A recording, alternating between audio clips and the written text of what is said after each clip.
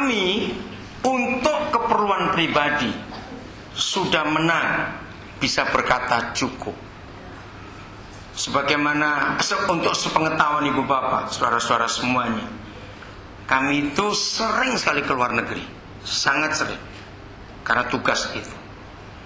Tapi orang tahu, karena saya nggak pernah shopping di luar negeri, karena belum ada buka cabang batik keris di New York. Ngerti maksudnya? Jadi kalau kami ke luar negeri, saya tuh nggak bisa shopping, karena saya cuma pakai batik masalahnya. Mau shopping apa? Saya seumur hidup ini celana saya itu cuma 3 dan warnanya hitam semuanya. Saya punya prinsip. Tadi ini kami ke Nonongan, wah nggak ngitung tadi dapat berapa potong batik itu tadi. Nah saya punya pegangan ini. Kalau saya dapat baju 4, maka pulang nanti yang 4 saya akan keluarkan yang lama. Sepatu saya cuma punya sepasang ini saja. Tunggu sampai rusak baru saya beli lagi. Jadi kalau ada orang kasih atau saya bisa belanja sendiri, maka sampai rumah saya akan keluarkan sejumlah itu juga. Jadi istilahnya barang kami itu nggak pernah nambah. Terus seperti itu, maka itu bisa berkata cukup. Tapi, nah ini rahasianya, kami tidak pernah bisa berkata cukup untuk nolong orang. Ngerti maksud itu? Selalu kami merasa kurang waktu kami nolong orang.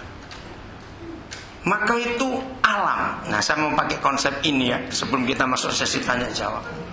Tahun 75 pertama kali saya ke Kalimantan. Pertama kali itu saya naik kapal dari Surabaya menuju Samarinda. Kapal berlabuh masih gelap antara jam 2 jam 3. Penumpang nggak boleh turun, tunggu sampai terang karena pelabuhan belum dibuka. Ya udah, kami tunggu. Begitu mulai terang, saya ngelihat dari dek, loh, ini sungai atau laut? Karena kapal sandar, misalnya di sisi kiri, saya lihat ke sisi kanan, kok ada tepi, ada apa itu tepiannya, ada tanggulnya. Saya bingung.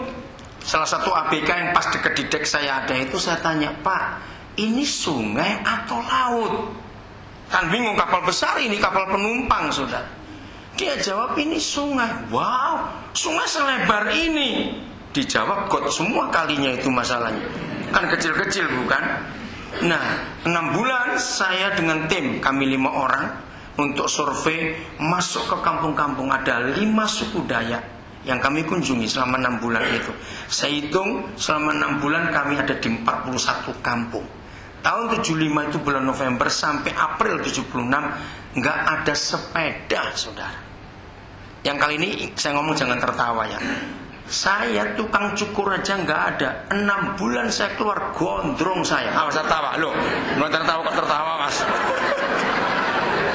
Nggak ada tukang cukur.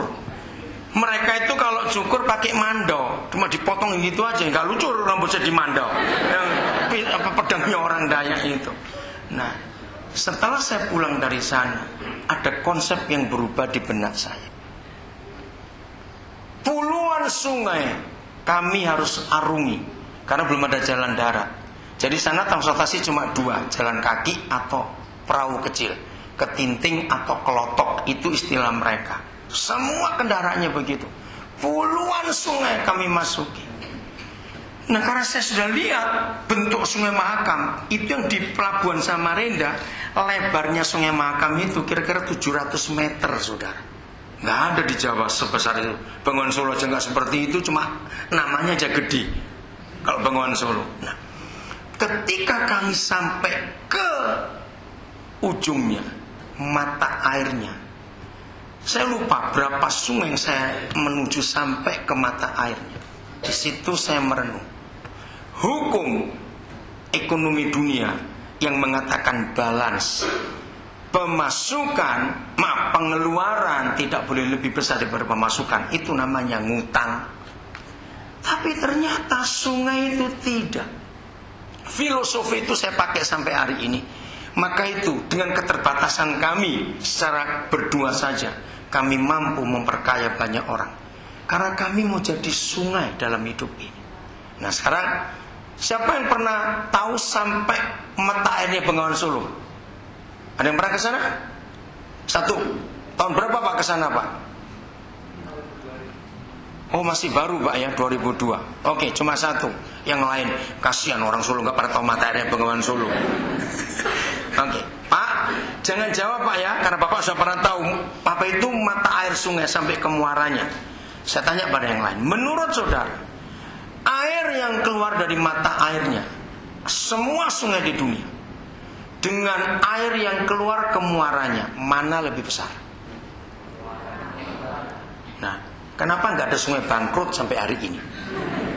Betul tidak? Pengeluaran yang keluar di mata airnya kecil. Betul Pak, pernah lihat sumbernya? Kira-kira sempat ngitung Pak, berapa debit air per detik yang keluar di mata airnya?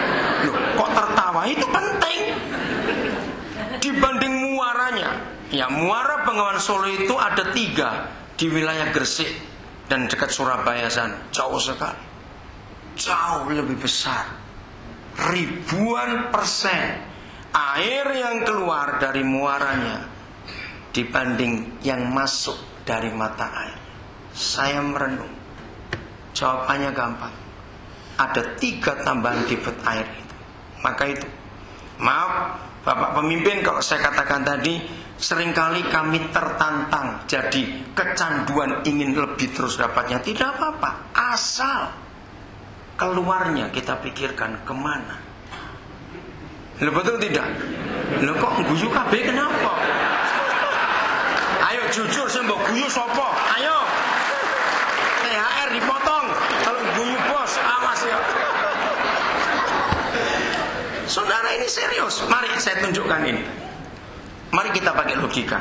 Menurut ibu bapak saudara semuanya, waktu Tuhan menciptakan sungai, dia pikirkan mata airnya dulu atau dia mikir alurnya dan muaranya? Jadi jawabannya cuma 1 dan antara 2. Kok salah pun gak apa-apa, coba jawab daripada diam-diam. Mata air 100% salah. Salah. Ternyata di dalam ilmu apa ini? Bukan geologi, saya lupa istilahnya. Ternyata alam itu menyediakan alurnya dulu. Karena kalau tidak akan banjir, saudara. Loh betul tidak? Mata air dibuat tanpa alur, jadi bencana alam. Jadi Tuhan itu menciptakan muaranya dulu. Setelah tahu muaranya kemana, dia ciptakan mata airnya. Nah ini konsep hidup sebagai pohon yang kita pelajari di sesi pertama tadi. Bekerja, ingat ya, kalau bekerja, saya tanya, ini jawabannya saya sudah tahu, cuma saya ingin meyakinkan. Mengapa semua manusia kalau ditanya, kamu kerja untuk apa? Jawabannya, untuk hidup. Tahu nggak jawaban itu salah 1000%. Kalau bekerja supaya bisa hidup, itu konteksnya orang kaya nggak mati-mati. Loh, renungkan. Kamu kerja untuk apa? Untuk hidup. Salah. Orang kaya mati tidak? Yang betul jawabannya, nggak usah takut-takut. Orang kaya mati juga tidak? Mati. Sebab nyawa nggak bisa dibeli kiloan di Klewer. Mana bisa nyawa dibeli kiloan? Maka itu kerja bukan untuk hidup. Konsepnya kerja itu tanggung jawab. Hidup itu anugerah dari Yang Maha Kuasa. Betul? Berapa banyak orang menjaga kesehatannya dengan makan vitamin, food supplement, makanan sehat, mati juga. Betul tak? Ya asal cok geragas toh tentunya itu. Oke maaf saya pakai kata itu. Jadi kerja itu bukan untuk hidup, tapi karena tanggung jawab. Nah sekarang kita menemukan cadatnya. Dari mana air sungai bisa bertambah begitu banyak padahal mata airnya kecil? Catat, ada 3 tambahan debit air itu. 1, hujan yang turun. Nah hujan itu usahanya sungai atau bukan? Bukan. Itu alam yang menyediakan. Itu saya pelajari selama 6 bulan saya di Kalimantan sepanjang sungai Mahakam. Ada hujan. Nah, nomor 2. Makin panjang sungai itu alurnya, makin banyak sungai-sungai kecil numpang bermuara. Betul tidak? Termasuk got-got rumah tangga ikut juga nebeng di situ. Itu nambahin debit air sungai. Nomor 3. Makin banyak sungai, makin panjang sungai itu, ternyata makin banyak mata air tambahan di sepanjang sungainya. Nah, saya merenung, apa arti dalam kehidupan? Maaf saya katakan ini, saya tahu betul income saya berapa sesuai pekerjaan saya. Nah, begitu pula saudara, karyawan, begitu pula pemilik perusahaan, tahu income-nya sebulan berapa. Seharusnya pengeluaran kita untuk menolong orang lain harus ribuan persen lebih besar daripada pemasukan. Dari mana ribuan persen? Nah, itu tadi, ada hujan yang turun. Di dalam ilmu bisnis, hujan itu adalah bonus. Bonus itu karena jerih payah kita atau tidak? Tidak. Itu alam yang menyediakan. Tiba-tiba dapat bonus. Nah, karena saya sudah belajar prinsip sungai, saya bicara pada istri saya, semua bonus yang kita terima itu nggak boleh ngendap jadi milik kita, harus kita salurkan. Harus. Kenceng ngomong betul tadi. Harus. Nomor 2, ada sungai-sungai kecil ikut bermuara di sungai kita. Itu siapa? Saya beri contoh. Tadi pagi waktu saya dijemput oleh saudara saya, ya, terus dia itu tanya tentang konsep saya, karena dia heran, karena tadi pagi saya mesti ke ATM. Dia bilang, bagaimana kamu bisa hidup seperti ini? Nah, saya bilang, ada banyak muara yang ikut sungai-sungai bermuara di sungai saya. Apa contohnya? Saya beri contoh. Tahun 70-an, tahun 80-an, saya sudah berkecimpung di dunia pelajar. Saya jadi motivator bicara di antara anak-anak pelajar. Kami sering buat panitia mengumpulkan ribuan pelajar. Tawangmangu itu tempat kami. Tahun 80, 81, 83, 84 sampai 87. Tiap tahun Balai Kambang itu sudah luar biasa. Kalau saudara ke Tawangmangu, cari rumah makan Puas Siti Sari. Sampai kaya raya, karena pemiliknya itu yang pertama kali kami cari. Sudah meninggal bapaknya, tinggal ibunya. Itu tahun 80 saya mengumpulkan hampir 900 anak muda, pelajar semuanya, SMP, SMA. Bingung makannya bagaimana. Nah, cari-cari di Tawangmangu saya ketemu Pak Wakidi namanya, Puas Siti Sari. Rumah makannya masih ada di Balai Kambang, hotelnya pun masih ada. Kalau saya ke sana sampai hari ini pun mereka tahu kalau makan saya nggak pernah suruh bayar. Sebab mereka berutang budi kepada saya.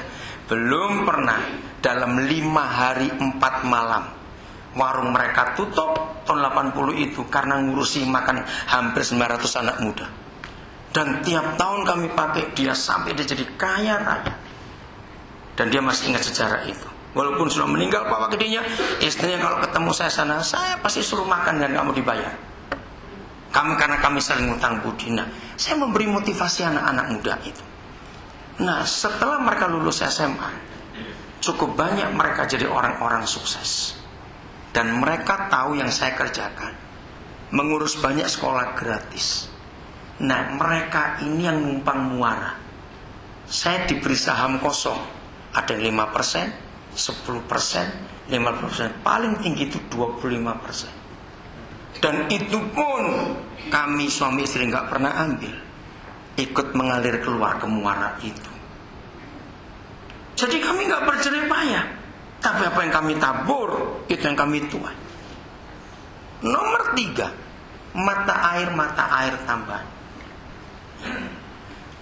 Saya sering keluar negeri. Ada cukup banyak orang-orang di sana titip batik kepada saya. titip kain tenun, titip apa saja yang dari Indonesia, karena mereka tahu saya senang pakai. Saya nggak cuma batik, saya punya tenun dari NTT, saya punya tenun Bali, saya punya tenun Lampung, songketnya itu, karena saya memang suka tradisional. Nah kalau mereka lihat saya pakai itu bagus, mereka pesan, saya bawa itu kepada mereka. Dan bandrol harga saya nggak pernah copot. Terserah mereka mau bayar seharga itu atau tidak, tapi kebanyakan nggak mungkin mentolok bayar yang sama. Gowoni piro itu biayanya. Maaf saya ngomongin. Nah mereka tuh sering beli lebih. Itu pun saya salurkan semuanya. Jadi pengeluaran saya itu jauh lebih besar daripada pemasukan saya. Karena saya belajar dari konsep sungai itu tadi. Ngerti nggak? Maka itu jangan pernah takut kekurangan. Makin banyak kita memberi, makin hebat. Saya beri ilustrasi sungai lagi.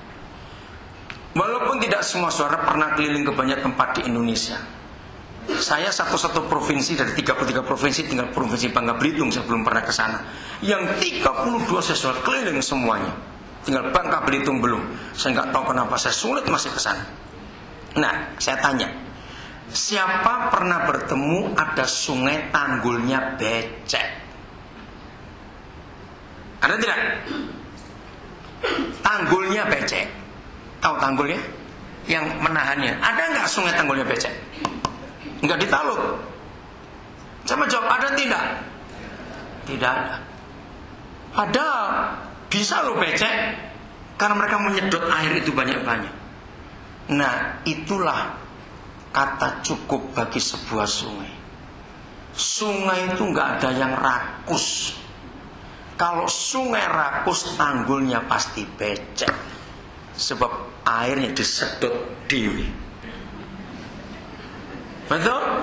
Sungai bisa berkata cukup untuk tanggulnya. Sisanya mengalir keluar semuanya. Maka itu kata cukup itu mutlak dalam hidup. Suami istri bisa berkata cukup, itu luar biasa. Tadi saya baru lihat nota, cukup banyak. Kemarin kami, hari Selasa kami ke Nusa Kambangan dari pertama. Di sebuah LP namanya SMS. Pemeriksaannya ketatnya luar biasa. Itu kan SMS handphone. Itu singkatan Super Maximum Security. Di situ Gunawan Santoso ada. Itu semua yang terpidana mati di situ. Aheng yang bandar sabu-sabu terbesar di dunia loh saudara. Di situ juga. Orang-orang Nigeria, ada orang Brasil, ada orang Argentina, semuanya vonis mati di situ. Ternyata mereka itu buat kerajinan tangan dari kerang. Terus ketika kami mengunjungi ke toko mereka, itulah biaya hidup mereka untuk kirim ke anak istri. Biaya sekolah juga. Lalu salah satu petugas berkata, Pak, kali ini kami kasih diskon. Woi, saya marah. Jangan didiskon, Pak. Ini untuk mereka. Udah, saya beli cukup banyak. Sampai habis 1.800.000. Saya bilang, jangan tawar. Rombongan saya bilang, awas kamu nawar, berdosa. Saya bilang begitu. Ini kerjaan mereka bagus-bagus. Saya nggak bawa contohnya. Nah kalau misalnya batik keris mau jual souvenir mereka, saya kenalkan nanti itu. Iya, nah. Ini sebagai alur sungainya toh. Nah saya pulang, kami pulang ke Cilacap. Malam itu mau tidur, saya itu ada rasa tertuduh, rasa salah. Apa ya? Kenapa kok ganjel hidup saya ini, ada apa? Gak ada jawaban. Saya merenung, saya bolak-balik badan saya. Ada salah atau apa? Gak ketemu. Paginya, itu kemarin pagi, mandi. Nah mandi itu tiba-tiba muncul sebuah kata, jangan buat orang iri hati. Saya malah bingung, siapa yang saya buat iri hati itu siapa? Muncul satu kata, kerang. Oh saya tahu. Berarti ada perajin lain, napi-napi itu, yang saya nggak beli. Iri hati nggak? Akhirnya saya bilang pada petugasnya, tolong ringkas semuanya. Model apapun juga, saya akan beli semuanya. Kaget petugas itu. Saudara, Karena saya mau jadi sungai untuk mereka, untuk memberkati mereka, jerih payah mereka. Saya janji semua hasil karya tangan mereka saya akan buatkan katalog dengan nama dan kasus dan hukumannya, supaya orang itu tahu. Siapa pernah dengar mebel merek IKEA? Di Indonesia memang tidak ada. Oke. Sekarang ini satu-satunya perusahaan mebel terbesar di dunia. Malaysia ada cabangnya, seluruh dunia ada, Indonesia belum. Karena banyak dipalsu nanti dimasuk sini. Nah, IKEA ini pertama kali muncul di Denmark. Ada seorang pengusaha yang mikirkan nasib para nabi itu bagaimana. Maka dia minta izin kepada pemerintah, bagaimana kalau saya kerjakan mereka untuk buat mebel. Nah, dari situ perusahaan ini berkembang ke seluruh dunia. IKEA itu produknya murah, ya karena hasil karya para nabi dan sekarang sukses. Jadi ibu bapak saudara-saudara, saya ulangi lagi dari sesi pertama. Sukses itu apa? Ayo tulisannya ngerpek lagi, cepat ngerpek. Masa lupa? Belum 3 jam. Mungkin banyak cemilannya sampai lupa kali tadi. Apa sukses itu? Iya, bisa membahagiakan orang lain. Itu sukses. Jadi kalau kita menerima semua yang Tuhan beri, lalu kita habiskan sendiri, maka kita jadi sungai yang becek tanggulnya. Kita nggak salurkan itu keluar. Dan terus kami buat seperti itu sampai hari ini. Dan itu menyenangkan sekali. Maka itu kalau saudara ingin bahagia, ingat bahagiakan orang lain. Alam ini memberi sebuah aturan yang luar biasa. Saya lupa berapa hari yang lalu, seorang dokter, saya pergi dalam pertemuan para dokter. Ini alumnus dari Erlangga Surabaya. Nah, di mobil itu saya bersama seorang dokter. Lalu kami diskusi. Diskusinya sederhana. Dunia ini pasti tambah lama tambah berat. Orang tambah banyak, mobil tambah banyak, pabrik tambah banyak, bangunan tambah banyak. Logikanya kan begitu. Ini dokter bisa kaget waktu saya terangkan. Tidak. Sejak dunia diciptakan oleh Yang Maha Kuasa, sampai kapanpun dunia nggak akan bertambah berat.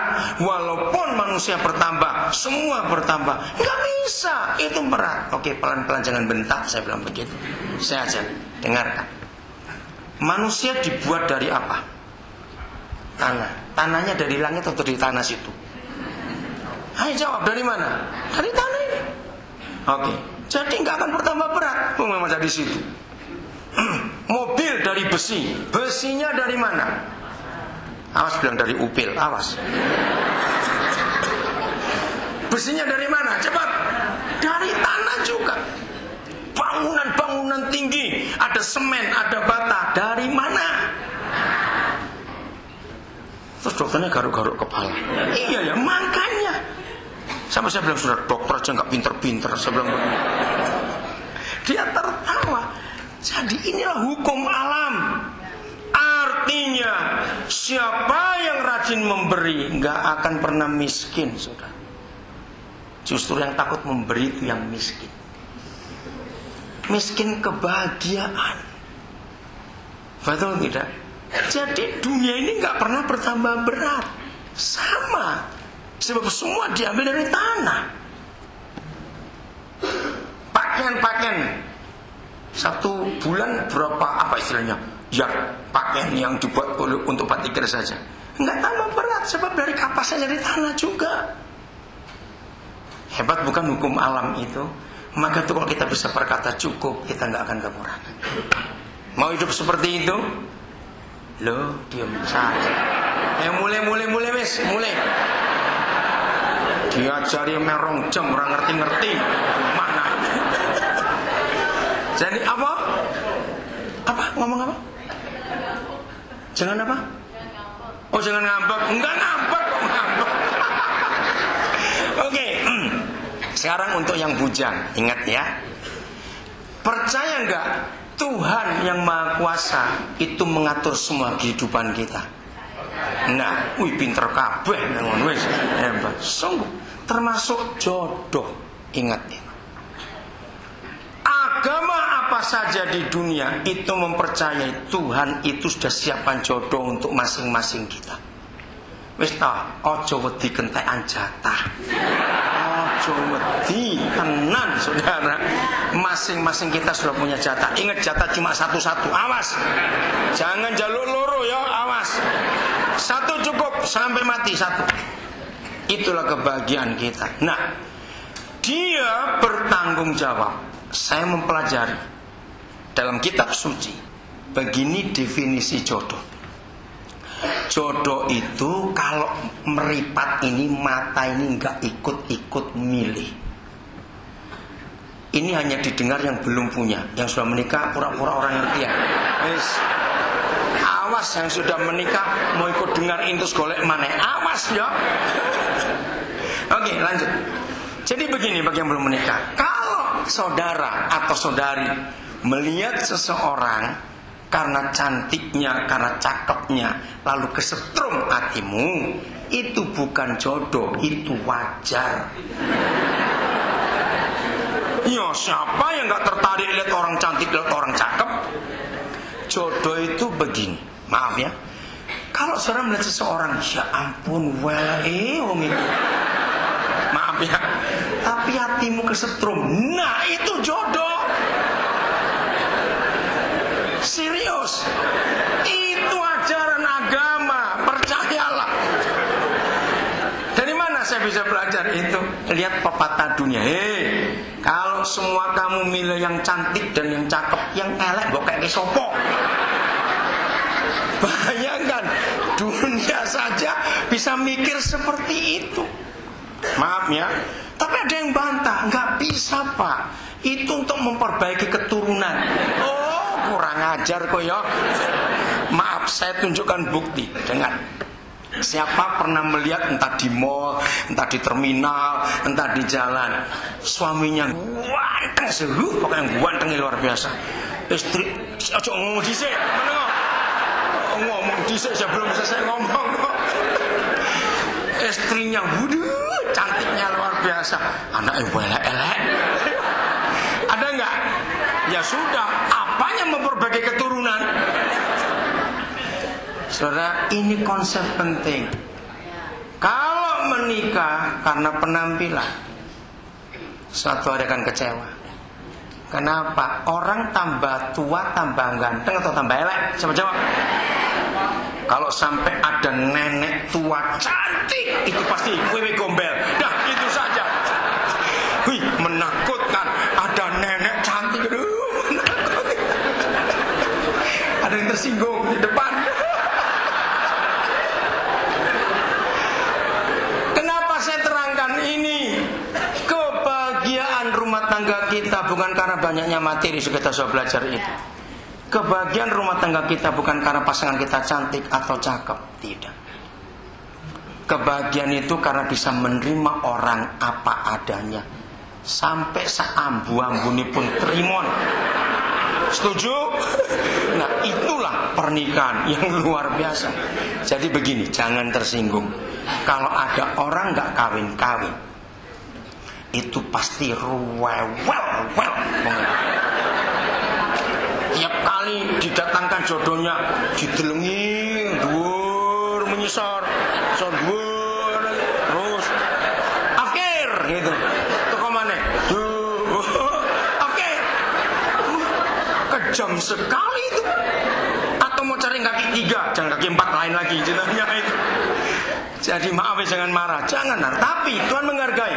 Kalau ada orang tidak menikah, yang Maha Kuasa menghargai. Kalau memang itu keputusan saudara, Tuhan menghargai. Tapi kalau yang pengen nikah, maaf ya, mungkin 7 tahun yang lalu jodoh sudah dikirim Tuhan, tapi mbok tolak sebab sikile pendek sebelah. Misalnya, saya masih contohin. Nah, itu salah. Atau mungkin datang untuk 5 juga. Aduh, gak cakil itu. Aduh. Maaf, jangan marah. Saya ngomong ini. Dia tahu yang cocok dengan kita itu siapa. Sebab dia yang melahirkan kita, jadi dia tahu. Jadi yang belum menikah, begini kata orang-orang tua dulu. Waktu pacaran, melek lah, lebar. Melek, pokoknya ojo ketip babar pisan, melek terus. Periksa baik. Oke? Begitu menikah, orang tua berkata, merem lah, rapat-rapat. Lah banyak anak muda goblok. Waktu pacaran merem terus. Begitu kawin melek, lah keliru. Nah, aduh. Itu nasihat orang tua dan itu betul. Awas ya. Toh, maaf saya pakai bahasa Jawa. Orang menikah kan nggak menikah dengan raine toh. Mantap bukan? Kan kita nggak menikah dengan mukanya orang.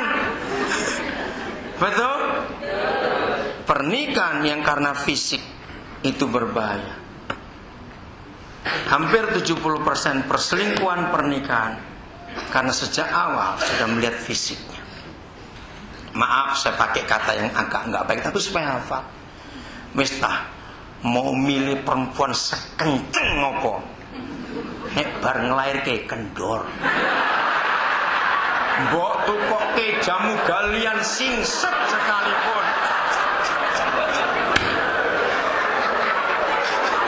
Maaf, jangan marah saya. Ayo ngaku setuju tidak? Ya wes, terima nopo-noe. Enggak usah milih-milih lagi.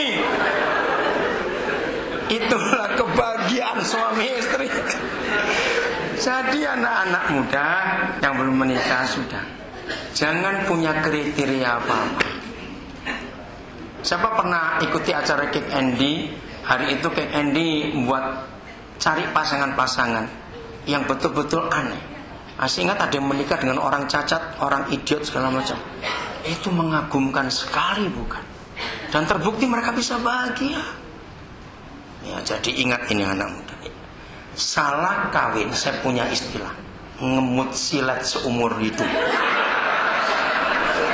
Lu serius?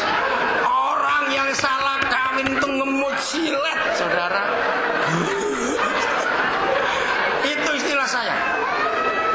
Nah, kenapa bisa salah kawin?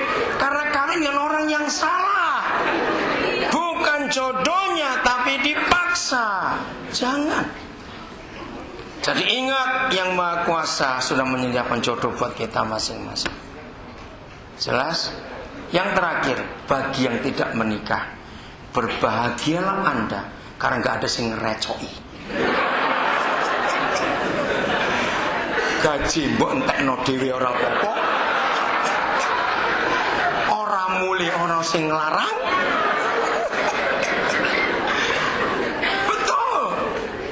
Ya, jadi yang putus nggak menikah nggak apa-apa, itu pilihan saudara.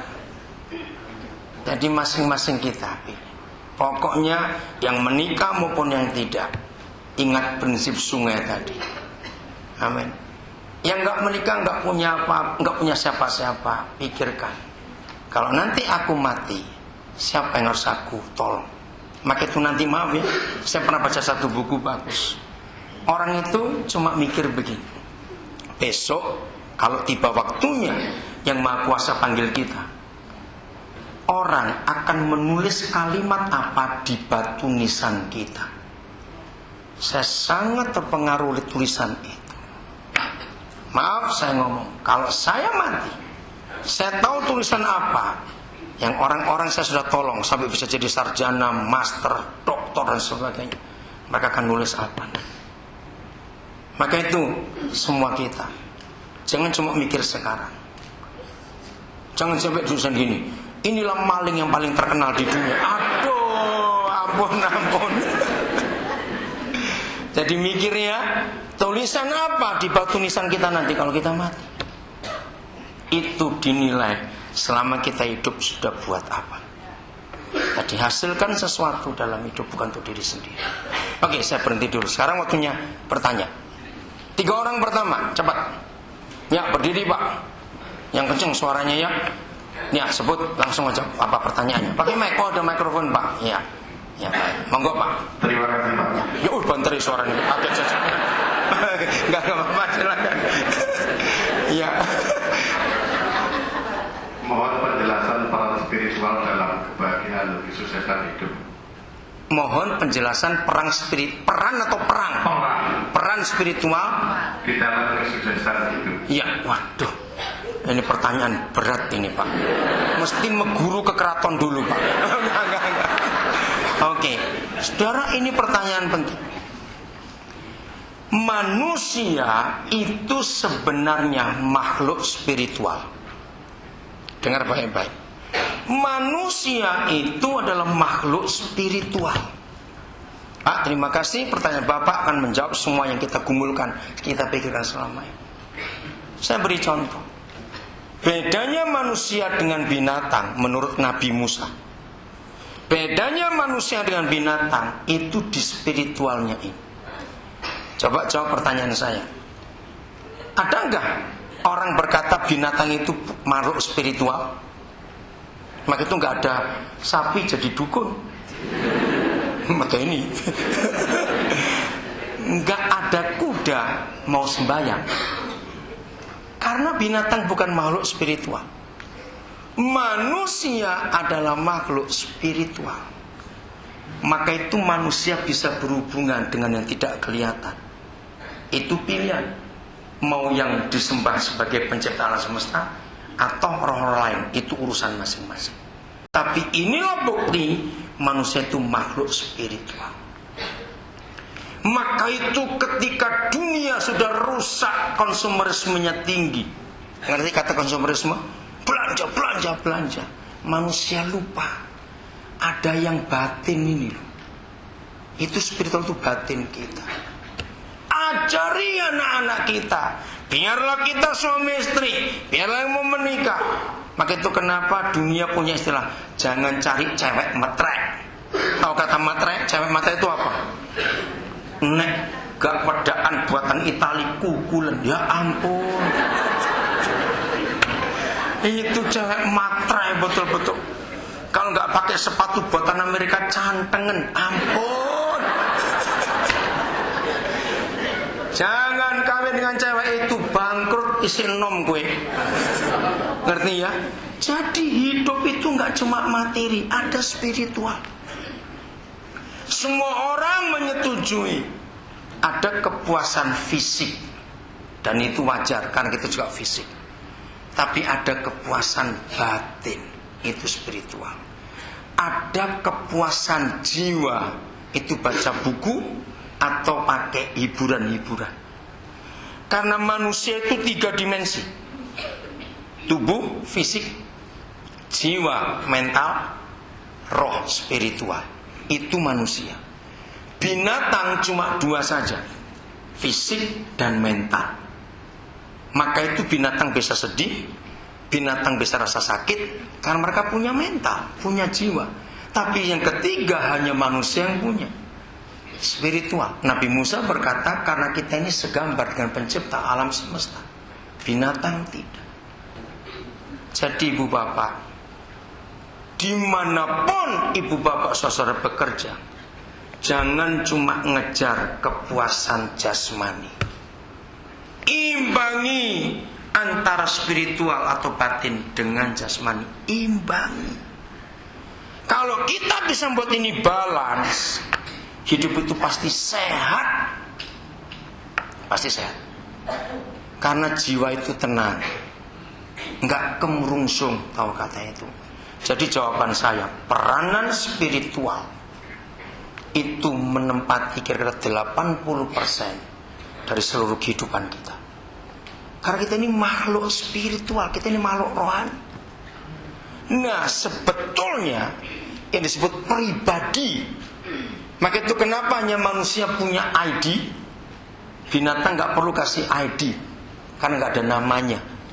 Walaupun kita kasih nama dia, kita tanya aja jenengmu sapa. Binatang nggak perlu ID, nggak perlu identitas. Nah, identitas kita itu spiritual kita. Karena spirit kita ini yang langgeng, yang kekal. Fisik kita bisa habis, tapi ini tidak. Roh itu tidak, spiritual itu tidak. Maka itu kenapa kalau ada manusia meninggal harus ada selamatan? Kenapa sapi mati orang mau selamatan? Ya karena nggak ada spiritualnya. Itu 80% saya katakan. Cari kepuasan batin lebih dulu. Maka itu kenapa orang-orang Jawa zaman dulu menekankan batin itu. Dan saya setuju konsep itu. Karena manusia itu pada batinnya. Identitasnya itu di roh ini. Yang Nabi Musa katakan. Jadi begini. Siapa pernah punya teman, tiba-tiba dia pameran, aku duwe BMW, mobil itu loh, BMW. Terus kita datang ke rumahnya, di garasi betul ada BMW kinclong-kinclong, bagus. Sudah 3 tahun punya, nggak pernah melaku mobil itu, di garasi terus. Lama-lama kita akan tanya, mobilmu di BMW-mu? Jawabannya macam-macam. Ternyata itu cuma bodinya saja, orang mesinnya. Maka itu orang melaku-melaku. Jadi BMW-nya itu mananya? Mesin itu. Yang disebut aslinya jenengan sinten Pak? Pak Prianto. Yang disebut Pak Andianto. Maaf ini Pak Andianto. Disebut Ibu Lina, disebut Pak Prianto. Bukan yang kelihatan. Dia yang disebut Daniel Alexander, bukan yang kelihatan.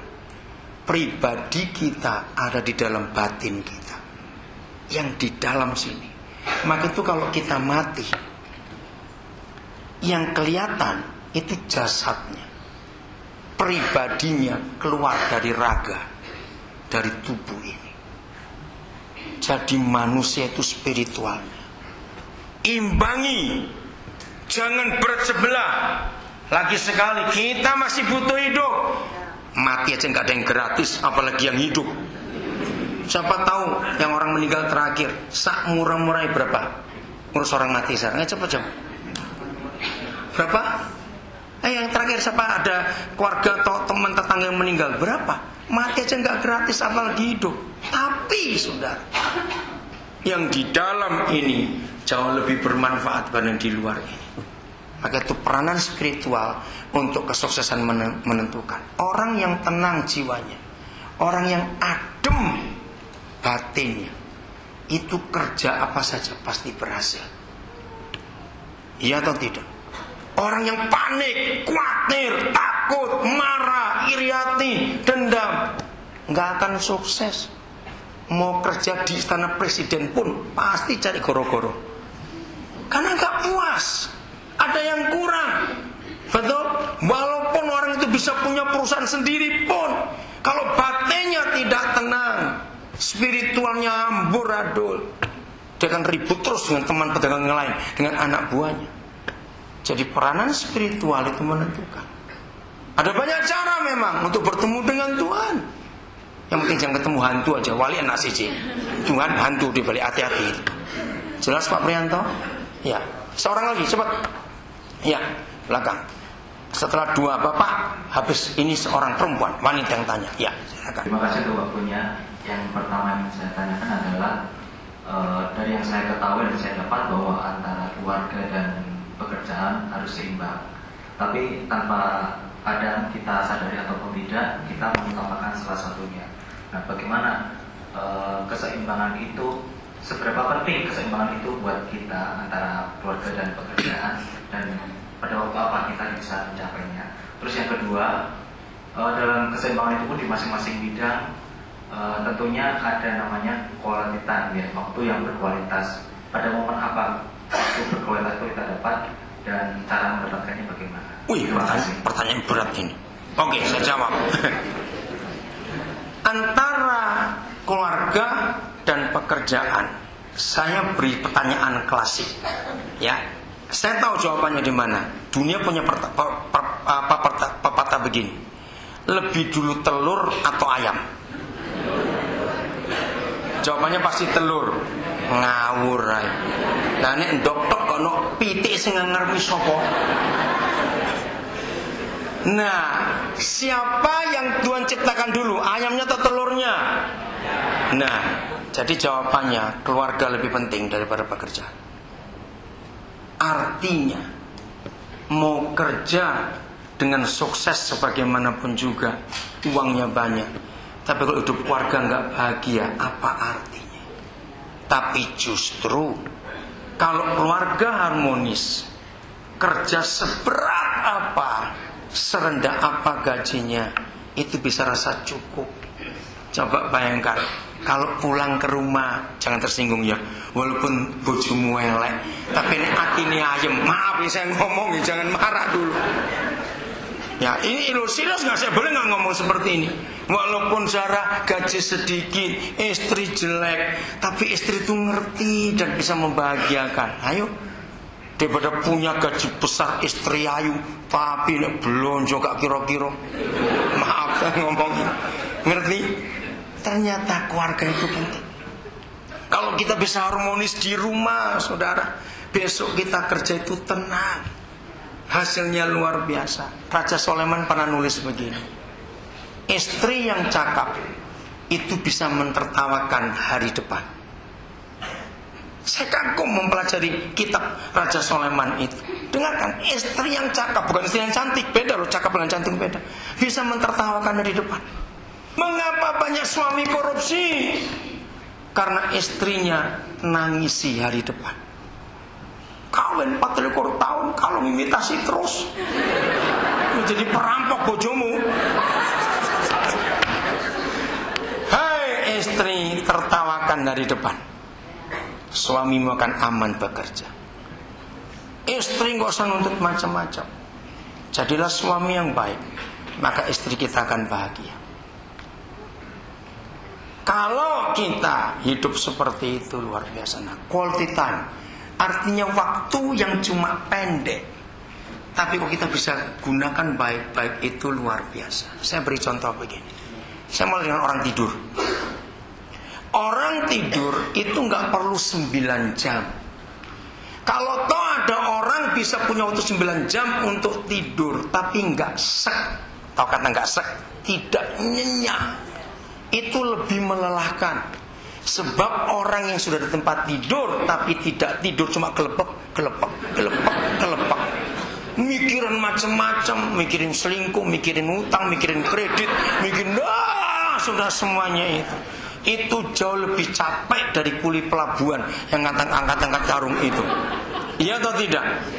Nah, kalau saudara cuma punya waktu 3 jam untuk tidur, tapi batin tenang, pikiran tenang, tidur 3 jam itu jauh lebih bermanfaat daripada 9 jam kelepek tadi itu. Betul? Nah, seperti itu suami istri. Karena kesibukan yang luar biasa, kita kalau pulang cuma punya waktu mungkin cuma 5 jam. Karena istri kerja, suami kerja, tapi 5 jam itu kita bisa bagi. 2 jam saja dengan istri, dengan suami berdua, tapi itu waktu yang sangat bernilai. Ngomongnya enak tapi dalam sekali, karena hatinya beres, rukun, harmonis. 2 jam itu cukup daripada 2 hari di rumah tapi nggak omongan. Makanya betul nggak? Maka itu kok saya punya tetangga gini, aduh tetangga saya itu aman, bertahun-tahun kami bertetangga nggak pernah ribut. Tiba-tiba besok jeder pegatan. Loh, kapan genggerane? Kok toto cerai? Ternyata asal diselidiki itu bukan tenang tapi perang dingin. Kalau ngomong cekak-cekak, mbok iya, rono, lho. Awas kalau komunikasi cekak-cekak ya, pendek. Tahu kata cekak? Singkat-singkat itu awas. Jadi 2 jam suami istri kalau kita harmonis, sudahlah, aduh luar biasa. Ngomong yang penting, gunakan waktu yang baik. 2 jam berikut untuk anak-anak. Untuk anak-anak, ajak main sesuai umur mereka. 1 jam untuk persiapan diri sendiri. Terus kita tidur, aduh itu enaknya luar biasa. Besok kita bangun lagi. Jadi mana duluan ayam atau telur? Jawabannya ayam. Maka keluarga dengan pekerjaan, keluarga nomor 1. Di rumah beres, kerjaan pasti beres. Sejahtera betul-betul. Jelas itu. Jadi waktunya nggak harus lama, tidak. Indah sekali. Yang ketiga, siapa? Ayo perempuan. Oh ya, ada 2 berarti nggak apa-apa. Ya mana duluan, ya belakang duluan. Iya, silakan. Terima kasih. Oh, bawa catatan jangan banyak-banyak ya catatan. Sakit, mbak. Enggak. Ya, ingin saya tanyakan, apakah kata cukup itu bisa disebut dengan pasrah, Pak? Seperti yang dikatakan Bapak Arianto tadi, kita sulit untuk berkata cukup. Berani ya dengan bosmu ya. Oke, lanjut. Mengingat kebutuhan yang semakin banyak, sedangkan penghasilan kita tetap. Ya. Pasti ruangan ini setuju akan jawabanmu. Artinya kamu minta naik gaji toh? Oke. Pertanyaan bagus juga. Iya. Saudara, Raja Sulaiman pernah menulis tentang lintah. Lintah itu punya 2 anak. Itu kata Raja Sulaiman. Anaknya 2 perempuan. Saya nggak tahu kenapa nyebut kata perempuan. Jangan tersinggung yang perempuan ya. Kalau tersinggung, golek Raja Sulaiman itu saya ini. Karena dia yang nulis itu, saya nggak tahu. Anaknya lintah itu 2 perempuan. Namanya itu menakutkan. Kurang dan kurang. Lintah itu makhluk yang menjijikkan, betul enggak? Hampir enggak ada orang perempuan wani dolanan lintah. Anda ngelihat aja ya gitu. Nah, lintah itu walaupun badannya sudah lumamu, enggak pernah cukup. Nah, kata cukup, maaf, ternyata binatang, jangan tersinggung ya saya ngomong, binatang itu makhluk yang bisa berkata cukup. Secara umum nggak semuanya. Maka itu kalau mereka sudah kenyang, nggak akan mereka mau makan lagi. Tertentu, ya, tidak semuanya, tapi itu rata-rata. Nah, kita sudah belajar di season pertama tadi. Belajarlah berkata cukup dengan apa yang kita butuhkan, bukan yang kita inginkan. Saya kalau keluar negeri, bisa saya nggak bisa berkata cukup, bisa saya berkata nggak cukup ini nggak cukup. Maaf, istri saya jadi saksi. Saya melatih diri saya sejak muda dulu. Kalau saya belanja sampai kapanpun juga, saya tidak pernah belanja hanya untuk diri saya sendiri. Itu sampai hari ini nggak pernah. Tiap kali saya belanja, saya selalu mikir siapa yang harus saya beri ya, siapa. Itu ada. Di otak saya ada daftar banyak sekali. Karena saya bisa berkata cukup untuk diri sendiri. Nah, pemasukan itu tidak boleh kita katakan kurang. Kita sudah belajar prinsip sungai tadi. Karena yang namanya manusia seperti lintah.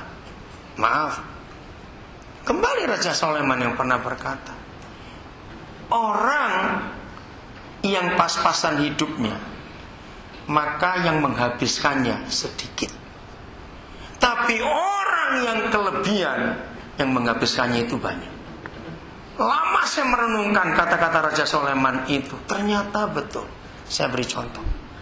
Waktu gaji saudara hanya cukup untuk punya kulkas yang separuh itu, bukan yang tinggi. Tahu toh? Bukan separuh bawa ketok, bukan. Kulkas kecil yang cuma 1 pintu. Ya, dan di rumah nggak ada AC, cuma kipas angin.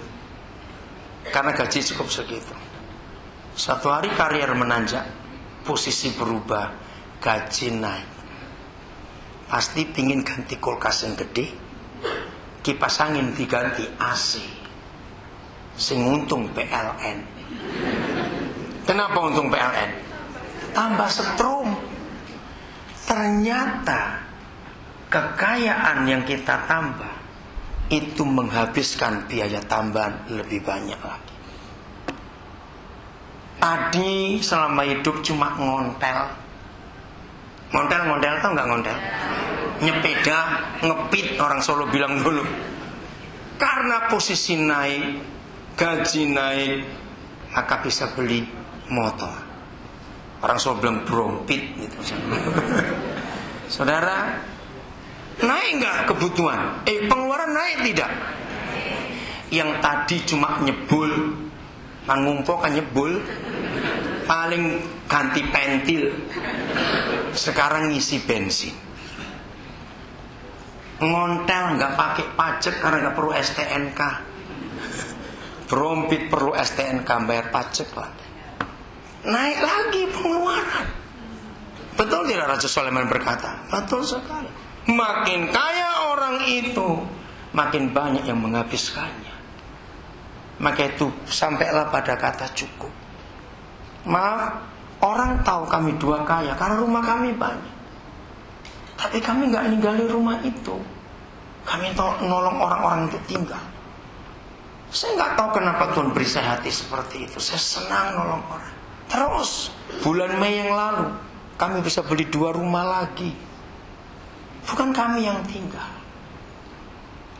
Akhirnya bulan Mei kami bisa beli 2 rumah.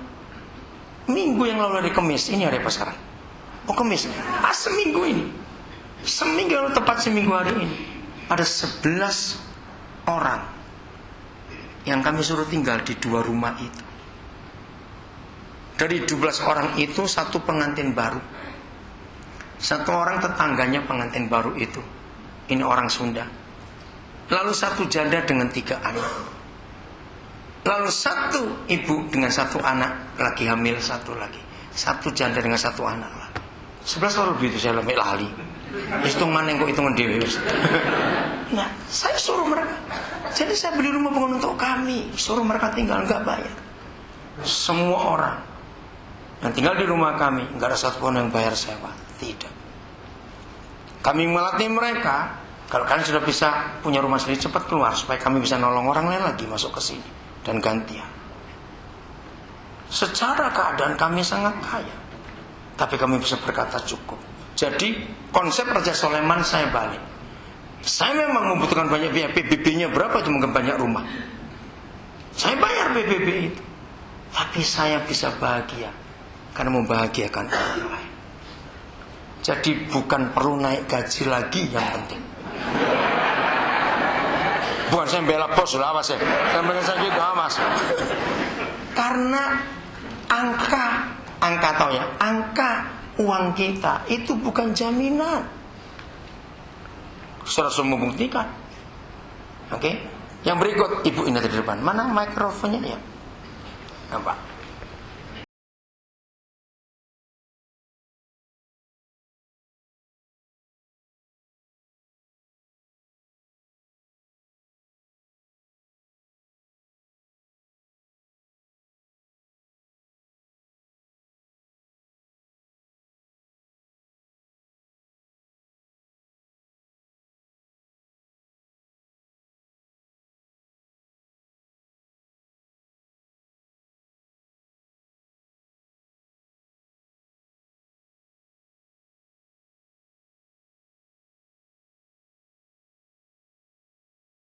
Jadi kebetulan sekali kalau saya menghitung secara matematika untuk kehidupan saya memang nggak cukup. Tapi alhamdulillah apa yang dikatakan Bapak benar, saya alamin, saya merasa cukup, ternyata juga cukup. Ya. Karena pada saat saya nggak bisa makan, ada orang ngasih bancaan ke saya. Iya, wah luar biasa itu. Iya. Kemudian pada saat saya punya uang, adik saya datang ngasih uang saya untuk anak saya. Itu alhamdulillah sekali. Yang hanya saya tanyakan, kadang saya merasa jenuh, takut, panik dan sebagainya. Bagaimana cara untuk mengatasi sebuah kepanikan, ketakutan dan kejenuhan dalam hidup? Ya. Baik, terima kasih. Jadi kalau ingin tahu resep sekolah gratis, tanya ibu ini. Anaknya, wah itu luar biasa. Oke. 1. Kejenuhan itu terjadi karena rutinitas. Semua yang rutin pasti membuat jenuh. Nah, kerja itu sebenarnya jenuh. Dari jam sekian kan sama terus dikerjakan itu. Paling berapa tahun sekali baru pindah divisi. Nah, cara mengatasi kejenuhan, ibu mulai cari orang-orang susah di luar jam kantor, sedikit saja. Cari orang-orang yang lebih susah dari kita. Cari yang lain. Saya punya cara waktu itu. Beberapa anak orang-orang kaya, waktu mereka masih SD, semua masih SD, itu setiap 6 bulan atau setahun sekali tergantung, saya ajari orang tuanya untuk mengumpulkan tas-tas sekolah nggak kepake, kan mereka sudah beli lagi, sepatu, kaos kaki, baju mainan mereka. Saya ajari orang-orang tua kumpulkan berkala, entah 6 bulan sekali, setahun sekali, bahwa anak-anak itu minta tolong sopir atau teman-teman di mana ada daerah-daerah kumuh di kota itu.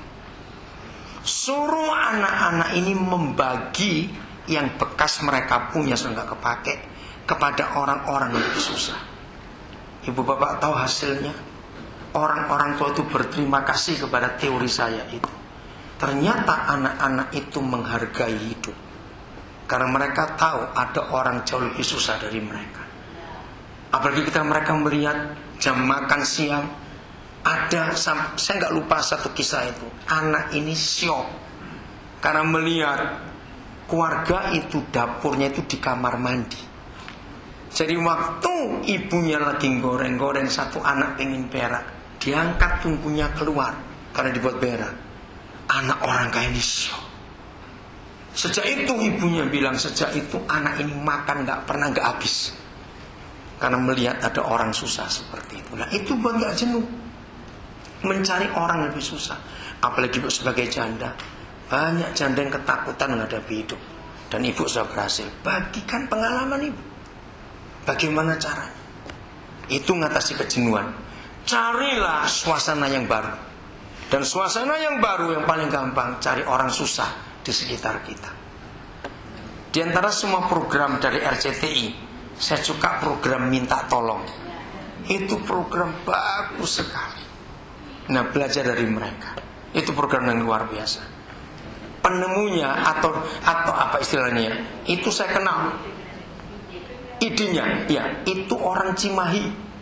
Namanya Bapak Gi Tambunaan. Saya kenal. Maka itu saya senang lihat itu. Nah, lihat, pasti kita nggak jenuh. Maka itu saya bisa berkata tadi, ternyata orang kaya lebih berit daripada orang miskin. Karena di program Minta Tolong itu, yang sering kali nolong justru yang miskin. Aneh, tapi itu fakta. Jadi kejenuhan diatasi itu. Panik, khawatir, takut, itu wajar karena kita manusia. Maaf ibu, saya tanya, sudah berapa tahun bapak meninggal? 3 tahun. Nah, selalu menyadarkan diri sendiri.